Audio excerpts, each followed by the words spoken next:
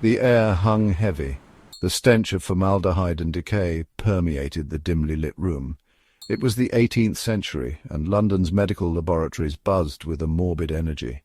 Amidst the clatter of instruments and the hushed whispers of men in white coats, a silent revolution was brewing, a revolution ignited by a man whose brilliance defied the suffocating constraints of his time, a man named John Edmonstone. Born into the brutal reality of slavery in Demerara, Guyana, John Edmonstone's early life was a symphony of hardship and resilience. The harsh conditions of the plantation were a constant reminder of the chains that bound him, yet within him there was a spark that refused to be extinguished. This spark was his intellect, a beacon of hope in an otherwise bleak existence. The plantation fields, witness to his forced labor, could not extinguish the spark of intellect that burned within him. Each day, as he toiled under the relentless sun, his mind wandered to places far beyond the confines of the plantation. He dreamed of a life where he could pursue knowledge and break free from the shackles of slavery. Fate, it seemed, had a different path in store for young John, a path that would lead him away from the grueling labor of the fields and towards a future filled with promise and potential. It was as if the universe had conspired to give him a chance to rewrite his destiny. A path that led him away from the shackles of forced labor and toward the pursuit of knowledge. In the dimly lit corners of a library, John found solace and inspiration. Books became his sanctuary, offering him a glimpse into worlds he had never known and ideas that ignited his imagination. His master's friend, Charles Waterton, recognized a keen mind in the young slave. Waterton, a man of science and curiosity, saw in John not just a slave, but a young man with immense potential. He decided to take John under his wing, offering him an opportunity that was rare for someone in his position. Waterton, a naturalist of some renown, saw in Edmonstone a student eager to learn the intricate art of taxidermy.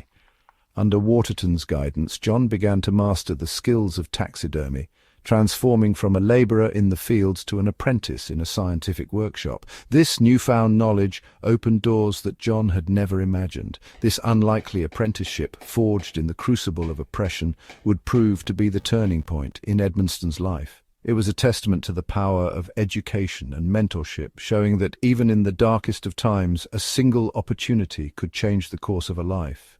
It would also leave an enduring mark on the world of science.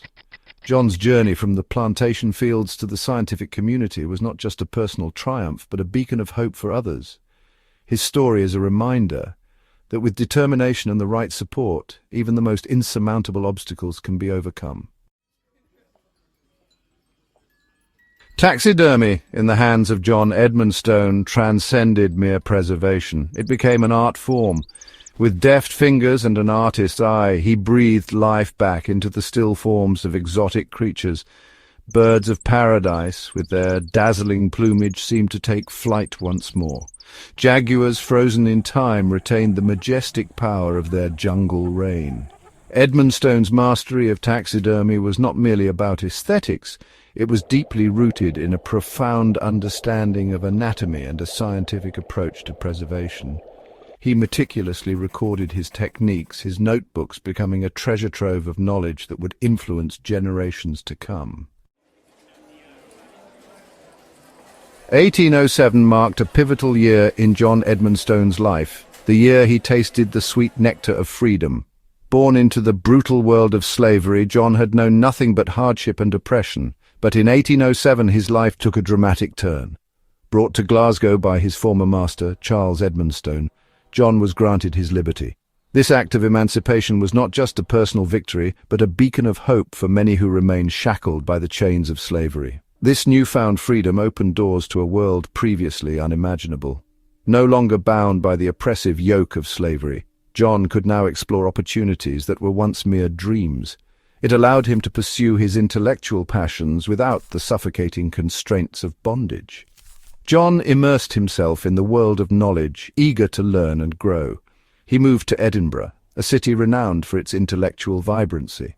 The Scottish capital, with its rich history and academic prestige, was the perfect place for John to further his studies. There, within the hallowed halls of Edinburgh University, Edmonstone's expertise as a taxidermist drew attention. His meticulous skills and dedication to the craft made him a sought-after figure in academic circles.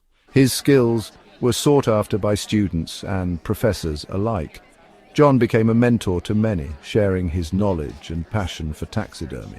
However, the insidious tendrils of prejudice were never far behind.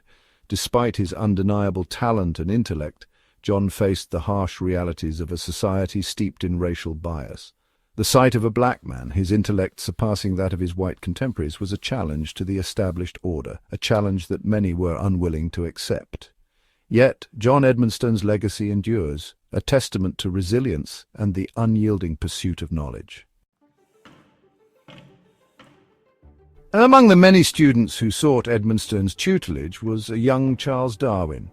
Darwin, at that time a medical student, found in Edmonstone a patient and insightful teacher.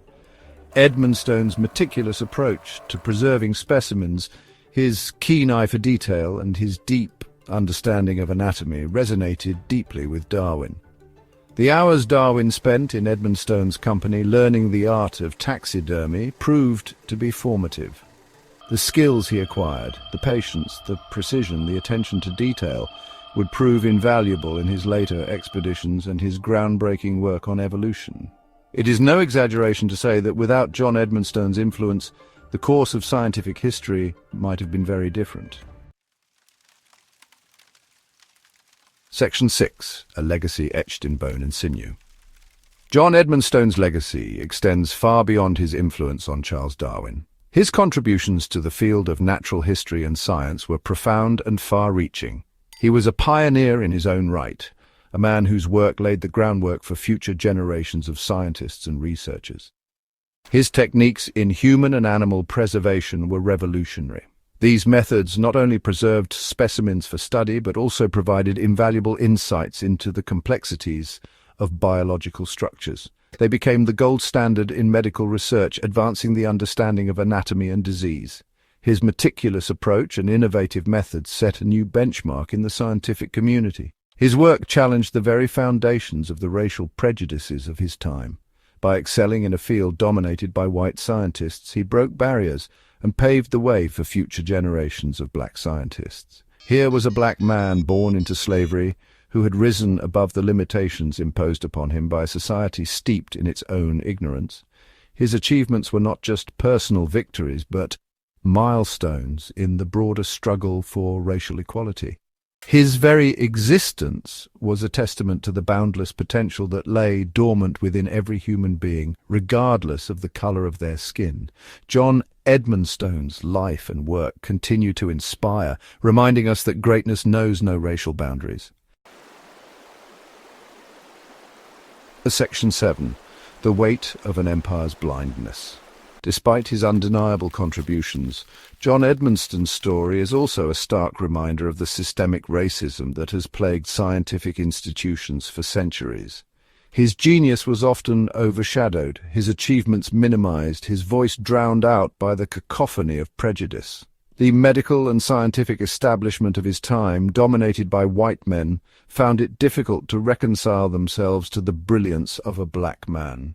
His ideas were often met with skepticism, his methods questioned, his contributions attributed to others. The weight of an empire's prejudice, it seemed, was a heavy burden to bear. Section 8. Reclaiming a place in the annals of science. John Edmonstone's story, though shrouded in the mists of time, is slowly being reclaimed from the shadows. Historians, recognizing the injustice of his near erasure from the annals of science, are working tirelessly to restore his rightful place among the giants of scientific thought. His story is a powerful reminder that the pursuit of knowledge knows no color, no creed, no social standing. It is a testament to the resilience of the human spirit, the power of education to liberate, and the enduring legacy of those who dare to challenge the status quo. John Edmonstone's story is not just a tale of the past. It is a conversation that continues to resonate in the present day. It is a call to action, to address the systemic barriers that continue to hinder the advancement of people of color in STEM fields. It is a reminder that true progress can only be achieved when we acknowledge and celebrate the contributions of all individuals, regardless of their background. Only then can we unlock the full potential of human ingenuity and create a more just and equitable world.